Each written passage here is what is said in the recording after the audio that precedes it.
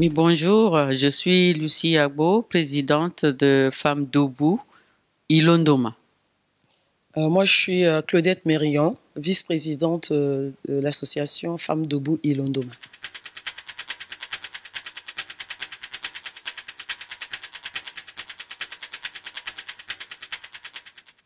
Femmes Debout, au fait, comme vous le savez, était née depuis les événements dramatiques de mars en Centrafrique 2013. Et depuis, nous n'arrêtons pas d'imaginer quelle perspective faire pour aider la population centrafricaine meurtrie et un peu malade. Parce que tout ce qu'elle a vécu, elle a besoin de nous autres qui puissions réfléchir encore à leur place et leur apporter quelques kits nécessaires à leur survie. Voilà un peu pourquoi cette manifestation a eu lieu.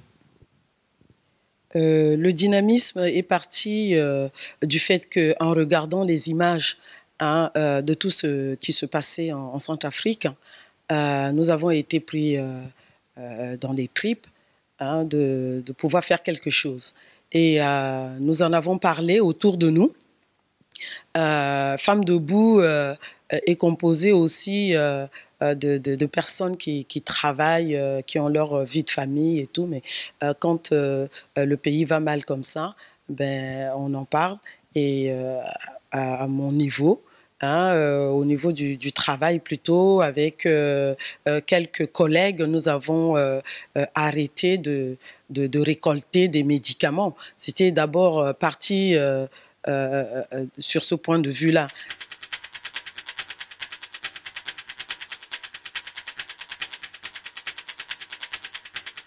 Les produits cibles, c'est, comme je viens de dire, des produits de soins de premier secours, c'est-à-dire les bétadines, compresses, bandes, des paracétamol.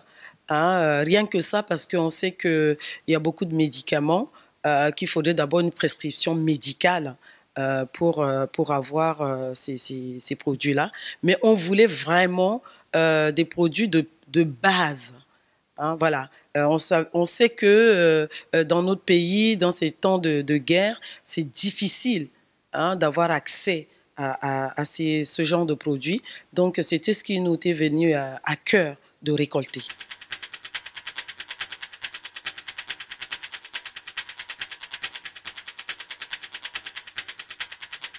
Imaginez-vous, comme dit ma vice-présidente qui travaille, qui est aide-soignante dans une maison de retraite, ces gens-là qui ont vu des images de notre pays, eux, ils se sont mobilisés déjà tout seuls.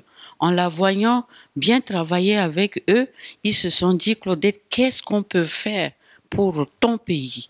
Et eux-mêmes, ils ont commencé à amener des produits. Ça, il faut que les Centrafricains sachent, puisque notre pays concerne aussi tout le monde. Mais si eux, ils avaient aussi cette foi que les gens ont pour sauver leur pays, nous irons très loin. Et ces gens-là, déjà eux, d'eux-mêmes, puisqu'ils ont vu une Centrafricaine qui est motivée à leur côté, et ils ont commencé à donner tout ce qu'ils avaient de leur cœur, des produits de première nécessité, comme elle venait de dire, même des habits, parce qu'il y avait des enfants malnutris dans ces... Comment vous appelez ça là on les parquait dans les aéroports et autres là. Et ça, ces femmes et hommes d'ici étaient vraiment touchés. Et grâce aux apports que Claudette avait auprès d'eux, alors que c'était son gagne-pain ici dans ce pays, on a pu récolter tout ce que vous voyez dans ces images et pour nos enfants, nos femmes, nos hommes et la population centrafricaine.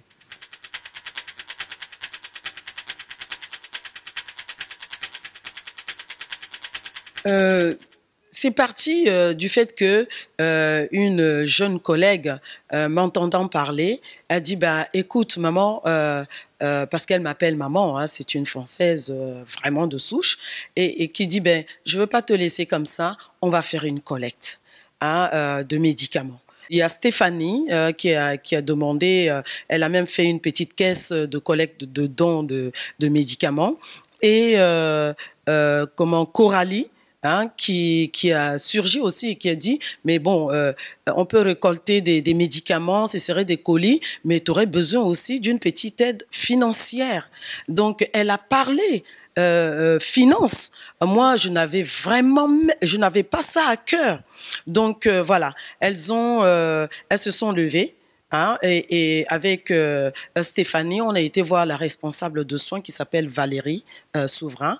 Et Valérie, tout de suite aussi, a dit, ben, si c'est ça, on va voir la directrice. Du centre. Voilà, on va voir la directrice de mon lieu de travail, c'est-à-dire de Corian Pastoria. Donc, Madame Picard Carole. Ben, tout de suite, les choses se sont faites, mais vraiment dans la minute qui a suivi. Donc, vous voyez cette dynamisme, ça s'est mis de bon cœur sur pied. Et il y a une stagiaire aussi qui a donné un coup de main, qu'elle m'excuse parce que bon, je n'ai pas retenu son prénom, mais qui tout de suite, une photo à l'appui, l'affichage au niveau de mon travail à Corian Pastoria, et l'annonce a été faite. Les responsables de chaque secteur, hein, de cette institution, de cette maison de retraite, tout le monde a mis la main à la pâte. Hein, pour que le message passe et qu'on puisse récolter non seulement les médicaments, mais on a aussi récolté des vêtements, hein, et puis de l'argent. Voilà comment les choses se sont passées. Et il n'y a pas eu seulement Corian Pastoria. On en a parlé aussi autour de nous, dans notre milieu. Donc, nous avons des cousines dans l'Oise, hein, qui se sont mobilisées. La banlieue parisienne, hein, je pourrais dire, il y a Cécile, il y a Ndjamila, il y a Monique, il y a notre présidente, Madame Agbo, hein, et il y a eu beaucoup, hein, même nos bien-aimés du nord de la France, à Lille, on a des amis, par exemple Myriam, hein, Étoile d'eau, tout le monde s'est mobilisé jusqu'à dans la Haute-Savoie. Hein, donc notre sœur, comment s'appelle, Claudia, qui travaillait de l'autre côté là-bas, en a parlé, hein, dans des pharmacies. Les pharmaciens ont collecté, lui ont donné aussi des dons. Et elle qui habite la Bretagne, elle en a aussi parlé. En Bretagne, il y a des femmes qui se sont mobilisées là-bas pour nous donner des vêtements qu'elle a rapportés pour qu'on puisse emmener tout cela en Centrafrique. Voilà la mobilisation qui a eu lieu, mais en peu de temps. On l'a fait, on peut vous dire, en réalité, on l'a fait en moins de 2 mois. Et je voulais compléter en disant que nos familles respectives ont été mobilisées, nos propres enfants, nos maris, et surtout l'argent qu'on a pu récolter, c'était pour le fret des ballons, des habits que vous allez voir.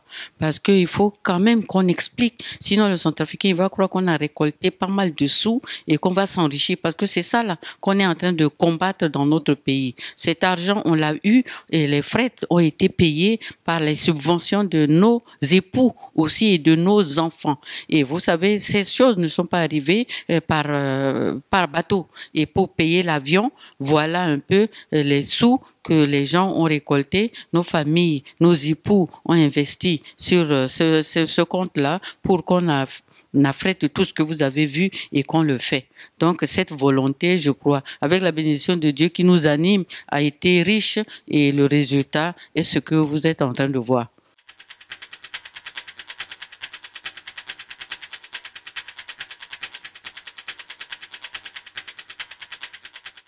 Alors, nous avons eu en tout 310 kilos de bagages. On a eu 2 cartons de médicaments et 4 colis de vêtements.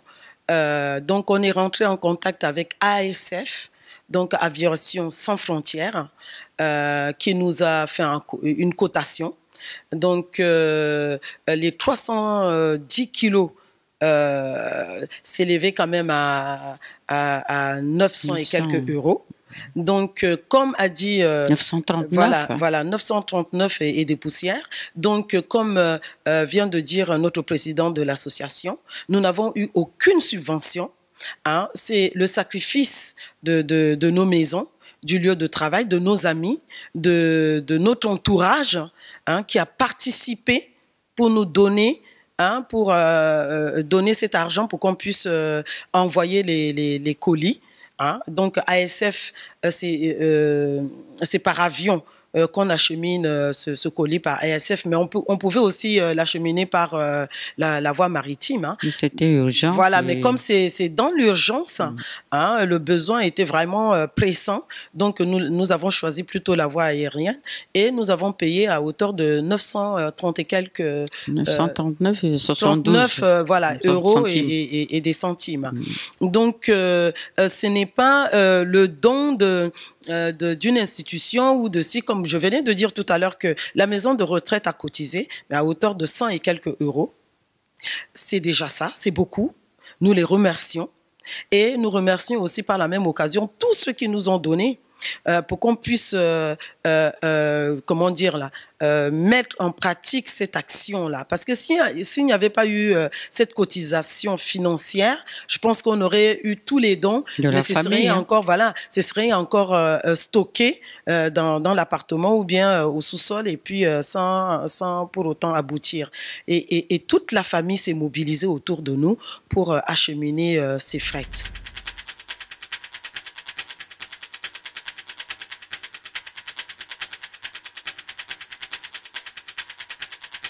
Au niveau de Bangui, ce n'était pas facile. Hein.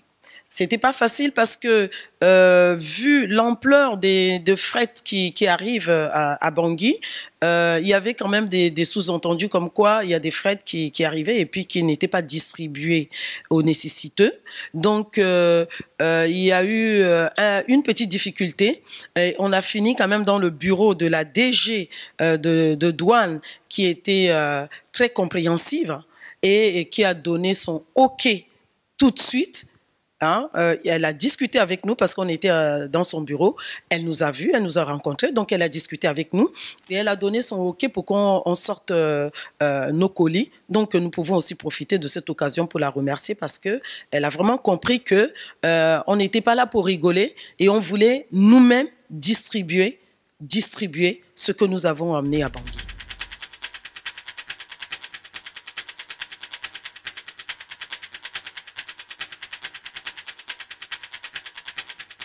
Oui, c'est une association parce que vous savez, on était là-bas en août, hein, en août déjà pour Femmes Debout, faire 3 jeûnes de prière avec des femmes qui étaient très motivées quand elles ont vu notre engagement. Parce que ces femmes se sont dit, au fait, elles ont croulé sous des armes, des tueries et n'ont pas vu d'hommes politiques se lever pour parler comme nous l'avions fait. Et nous, avec la Bible, on a bravé cela, on est sortis, on a marché dans la rue et ça, déjà, ça les avait tellement motivés que dès qu'elles ont su qu'il y a une équipe qui devait retourner encore parce qu'on a colmaté quelques dons par-ci, par-là par rapport à l'engagement que nous avions tous eu ensemble, elles nous attendaient. Et là, comme l'image va vous montrer, c'est au centre de tu peux continuer, oui. ma chère Claudette. Donc, c'est à Notre-Dame d'Afrique, hein, dans notre maison, hein, parce que nous n'avons pas encore de bureau ni quoi que ce soit sur place, donc on l'a fait à domicile. Donc, il y avait une équipe déjà qui nous attendait là-bas. Il y a des femmes croyantes et puis bon, il y a aussi des non-croyantes qui faisaient partie de cette équipe. Et puis des jeunes que vous verrez à la suite de cette vidéo, qui nous ont donné vraiment un coup de main. On a fait alors des tris selon les âges, parce que nous avons reçu aussi des vêtements pour nourrissons.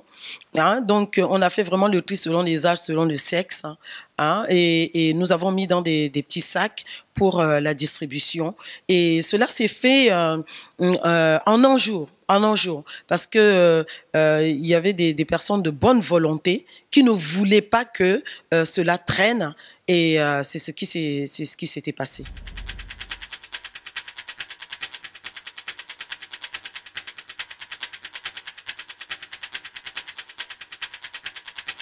Alors, nous avons été au complexe pédiatrique parce que vu les vêtements des nourrissons que nous avons récoltés pas mal, donc nous avons été là-bas. C'est sûr qu'on a aussi déposé les cartons de médicaments, comme vous le verrez, au centre pédiatrique parce qu'il y a un dépôt de médicaments là-bas.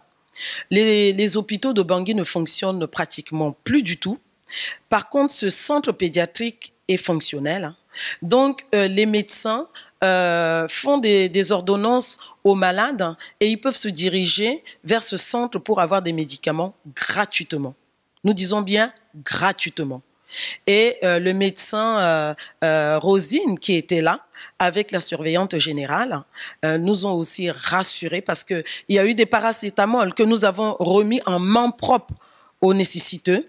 Par contre, il y a aussi des médicaments qui, en principe, doivent être donnés sous prescription médicale. Donc, nous leur faisons confiance et nous savons que c'est un complexe pédiatrique qui est quand même renommé dans le sens du sérieux.